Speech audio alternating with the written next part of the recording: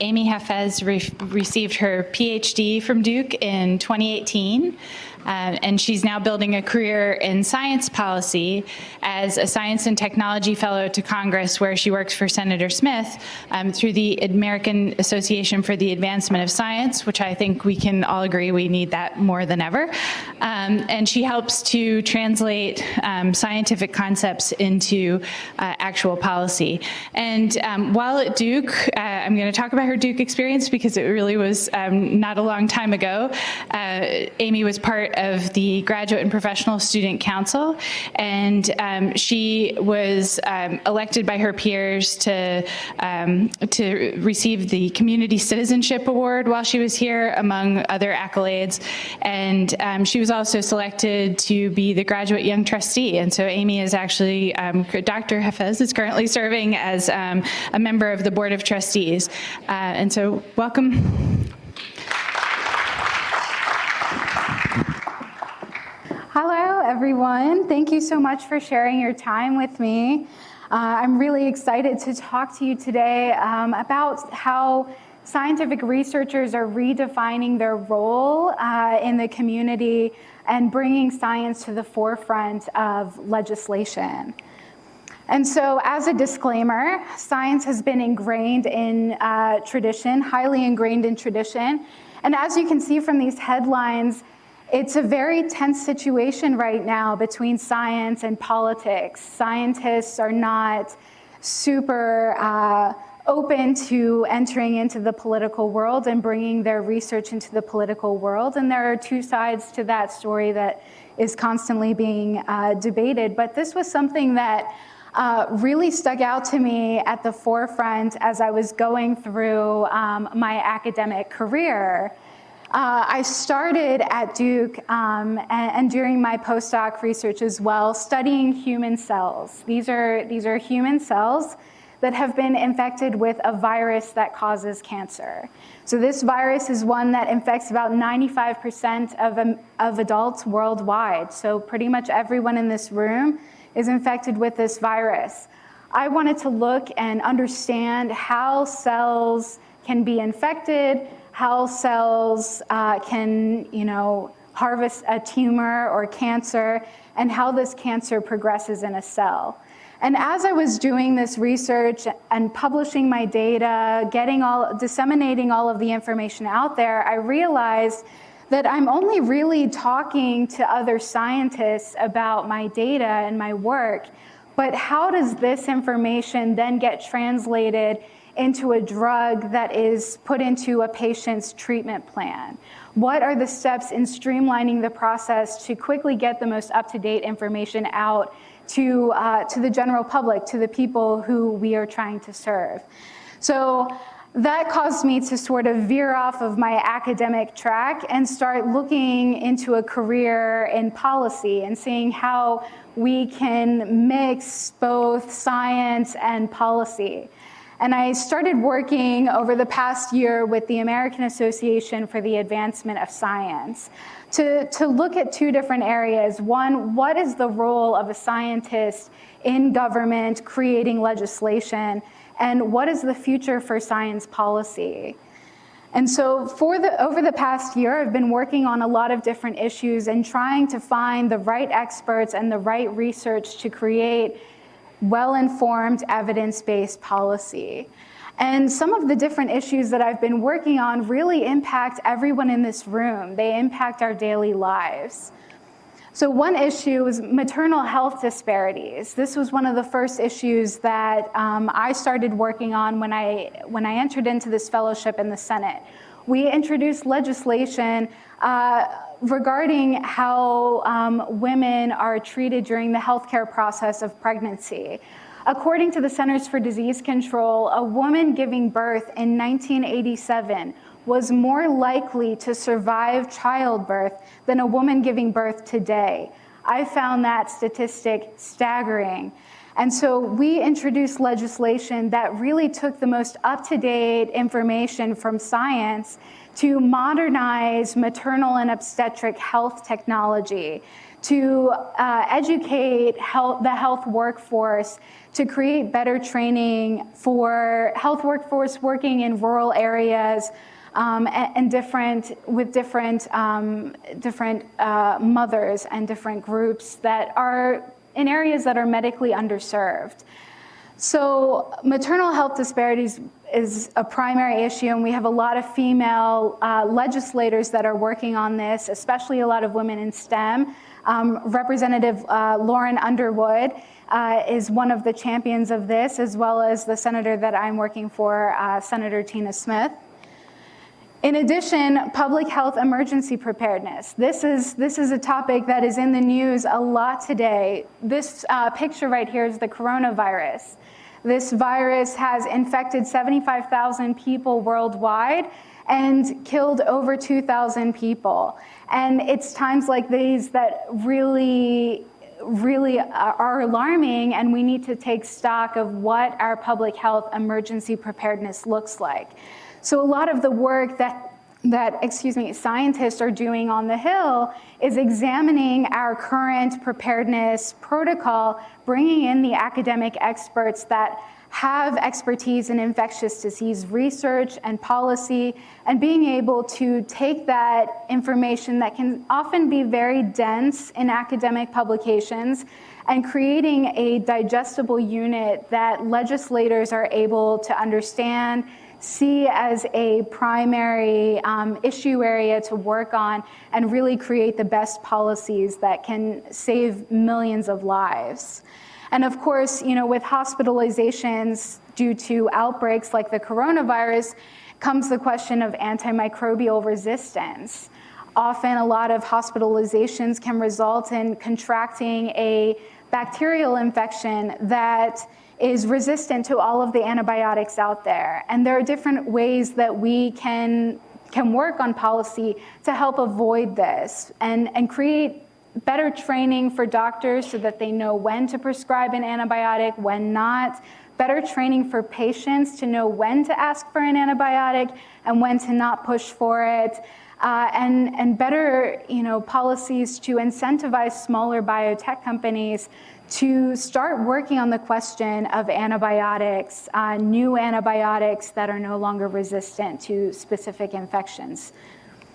And of course, one thing that I'm super excited about is the Congressional Women in STEM Caucus that Representative Chrissy Houlihan has initiated. This caucus is just started this month, and these legislators are working with science staffers as well as experts in academia, in industry, to build a workforce of women in STEM, build a workforce of those that are underrepresented minorities, and creating an environment within academia that is respectful and inclusive of other groups. So with that, this isn't where it ends. These aren't the only issues out there, and we're really at a critical juncture when it comes to science policy. As you can see, there's a lot going on, and science is often moving faster than policy can move. So genetic engineering, the fear of designer babies, we need to create a framework for regulating the way that genetic engineering research is done, so we can create a good policy for international research as well. Beyond that, artificial intelligence. The technology is moving light years ahead of the way that we really can even understand it. And so creating a framework for artificial intelligence, defining what artificial intelligence actually means, these would be huge steps in the right direction for science policy. In addition, one of the goals that I really am trying to pursue through my fellowship, but also through my career, is creating better avenues, more direct avenues for academic researchers to get involved in policy and government legislators to be open to involving academic research in their environment. There's a huge connection between government and industry, but we'd really like to build a stronger connection between government and academia so that the work that's being done at institutes like Duke is being represented in the policy that's made. And last but not least, representation in STEM. Policy has a long way to go in incorporating science in its legislation, but science also has a long way to go in incorporating strong policies in its institution. And creating better environments, a more representative environment is another one of, a goal for science policy looking forward. So, it's a little uncomfortable sometimes. It's uncomfortable for scientists to start talking about politics. It's uncomfortable to think about, well, this is my research, I want to do my research, but your research is meant to serve other people. It's meant to serve patient groups. There's a reason why research has been funded. And so I'm hoping, and I'm working with scientists and other academic experts to start bringing their research a little bit out of the environment that they're comfortable with and bringing it out to the general stage so that people can have access to the research that's being done within institutes. So I would be happy to answer any questions that you might have, or if you have any suggestions for issue areas that we should be working on.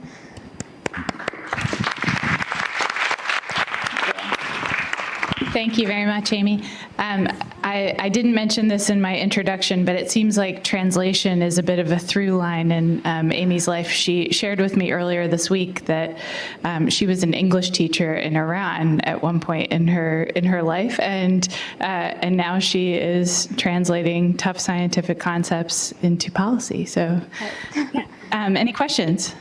Amy, I'm wondering what kind of traction science is getting in Congress today, and sort of two subparts of that. Are there particular issues where you're finding it easier to get traction, and what's the sort of qualitative or, descriptive way, that you might be able to identify what issues are more likely to be attractive to policymakers in Congress in particular than others? Right. So I work in the area of health policy. My fellowship is on health policy. So sometimes what I find is important is disconnecting science from politics and science from partisan, and getting down to the nitty-gritty of the fact that science is not partisan. It's, a person of one political party is just as likely to be infected by some virus as another political party. It's not a special immune system or defense. So there are definitely areas that are a little bit tricky to work on. Obviously, climate change is one of those topics that is incredibly partisan. But oftentimes with health, it really comes down to, this is a population of people that is impacted, and these people live in your state. They live in your district. It's impacting everybody. So it's a little bit easier to get people on board with health-related issues because we can sort of disconnect it from the partisan issues. Hi. Thanks, Amy. That was great. Question, I'm thinking about your work happening at universities. Obviously, we have a really impressive health system here and a great school of public policy. Is interdisciplinary work like you're speaking about happening at universities? If so, what does it look like? If not, what are the barriers to that happening? Right. I think in the last, at least the last 5 years, a lot of universities have been trying to build up more interdisciplinary programs when it comes to science and policy. Duke has actually been, I think, way ahead of its time on this, which really benefited me when I was coming through the PhD program. The university initiated the Duke Science and Society program. And that program has its own master's program, but they were really trying to recruit PhDs to come in and write policy briefs related to their work, come sit in on law classes. So I actually took a Duke law class while I was at the university.